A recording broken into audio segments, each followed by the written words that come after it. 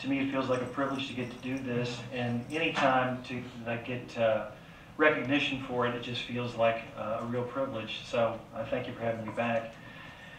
I want to tell you a story about the first racetrack story I ever wrote, which was more than 20 years ago now. And this was when I was a graduate student at Southern Miss in Hattiesburg. And at the time, the creative writing program there was quite elite, and students traveled from all over the country to work with the brothers, Frederick and Stephen Barthelme, who built the program up from practically nothing. Frederick joined the Southern Miss in the 70s, and he brought Steve in the middle 80s, I think. And by the time I got there, it was a really, really elite thing. And I was lucky to get into school, and I was just scared to death of these guys because they were so smart, and they're real big men from Texas with big foreheads and real piercing expressions. And you know, it's just all of the graduate students would have just done anything to make a good impression on these guys, because if you could do that, that meant that actually what you had sort of dreamed of for your life might be attainable, because they had such a high standard for writing and fiction writing and literary writing, and it was wonderful to get to work with them. Anyway, the first story I wrote for the workshop was a real long, messy story about a young boy and girl from West Virginia, and they ran away to live in Oklahoma. And I don't remember what the story, the central idea of the story eludes me now, and it probably eluded the class who read the story back then.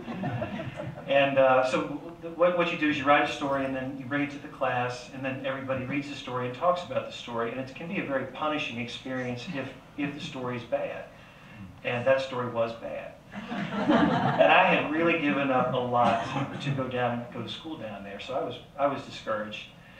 And following the workshop, a couple days after that, what you had to do was go in and talk to the professor.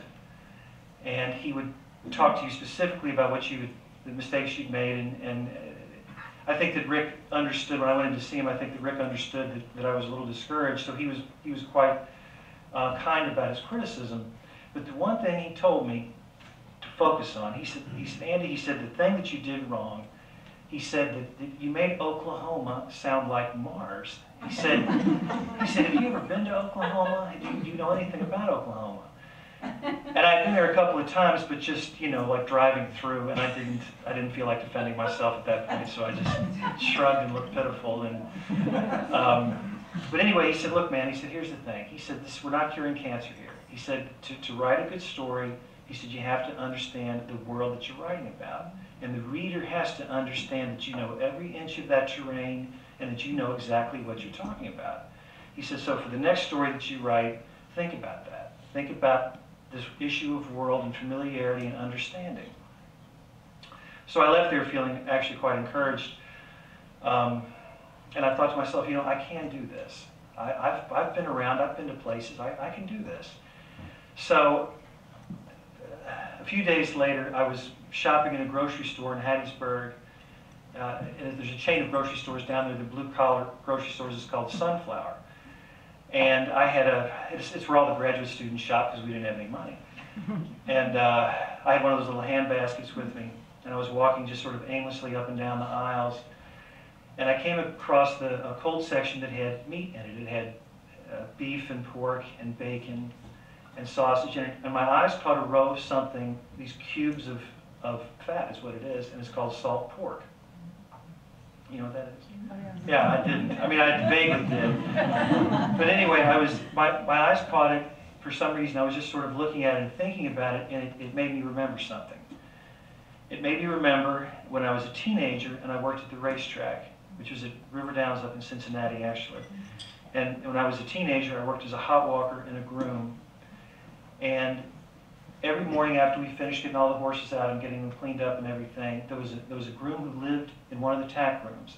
And he had a hot plate and a skillet. And what he would do is, after we finished all the chores, he would make breakfast for all of us. And every morning, he made slices of salt pork for everybody. He made salt pork with potatoes or eggs. And And it was really cool. I mean, it was a cool experience for me to be that age, 16 years old, and be around these guys who sort of traveled their whole lives, and they'd had tough lives. I mean, you could see it in their faces. But they had a lot of interesting stories to tell. And I sat there with the fellas in that tack room and ate that salt pork because I wanted to hear what they had to say. And after we finished the breakfast and everything, then we would get out cigarettes and coffee, and they would shoot the breeze, and they would talk about, you know, all these racetracks they'd been to, and women they knew, and fast horses they'd seen, and I just ate all that stuff up when I was a kid. Anyway, so when I was in that grocery store in Hattiesburg, saw the salt pork, and it was kind of like a Proustian moment for me. You know, like when Proust bites the cookie and all the stuff comes to him. Everything comes back to him. And it sort of was this thing, and when I was in the grocery store in Hattiesburg, and I thought, okay, I know what I can write about. I can write about the racetrack. And the understanding of that really hit me in a profound way. I've never felt anything like that before. I don't think I've felt anything like that since then, actually. So anyway, what happened was I thought, okay, I know what I'm going to do with my next story, and I was so excited, I just ran out of the grocery store. I didn't buy anything, I just set that basket back where I picked it up, and I ran across Hardy Street, which is the main street in Hattiesburg, up to my apartment on 38th, and I made a pot of coffee, and I just worked all night on a story about a horse groom. And it was a very long, messy story, and I took it to the workshop, and they sort of liked it and sort of didn't, but they all said the same thing to me: this feels right. This is something that you understand. This is a world that you actually get. And it was sort of a big moment for me, actually.